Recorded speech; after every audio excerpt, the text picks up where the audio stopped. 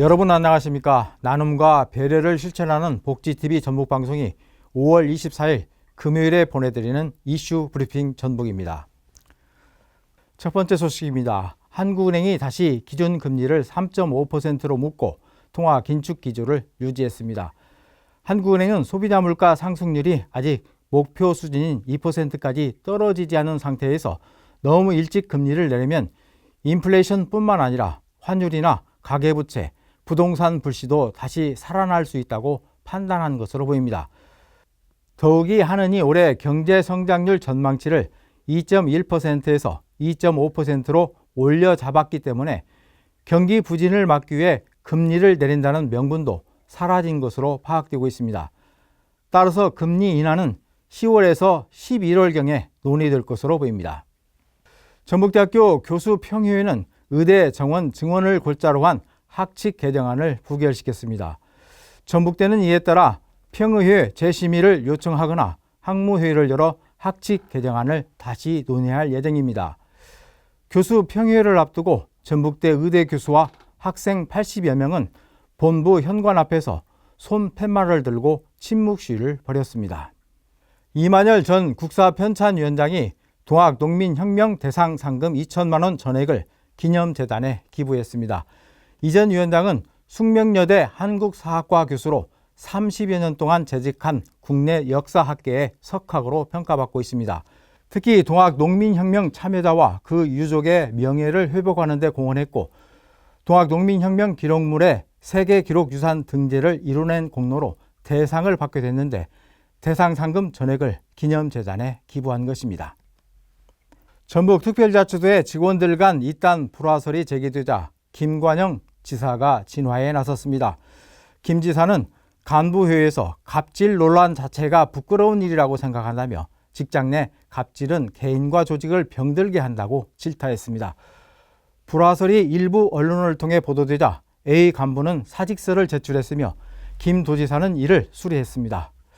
언제쯤이나 이런 전근대적인 직장 문화가 사라질지 모르겠습니다. 최경식 남원시장에 대한 주민 소환 투표 청구가 각화됐습니다.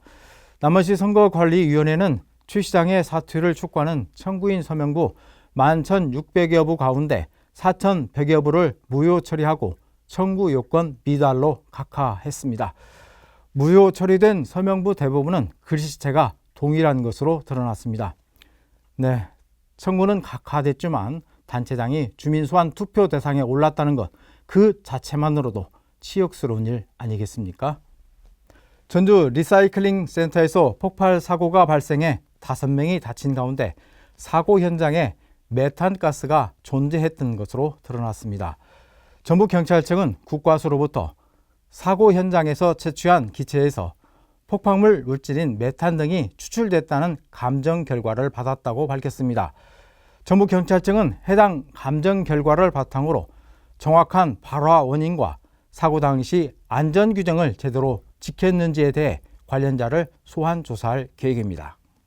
전북특별자치도가 120억 원이 넘는 특별교부세를 확보해 도민 안전정책이 탄력을 받을 전망입니다.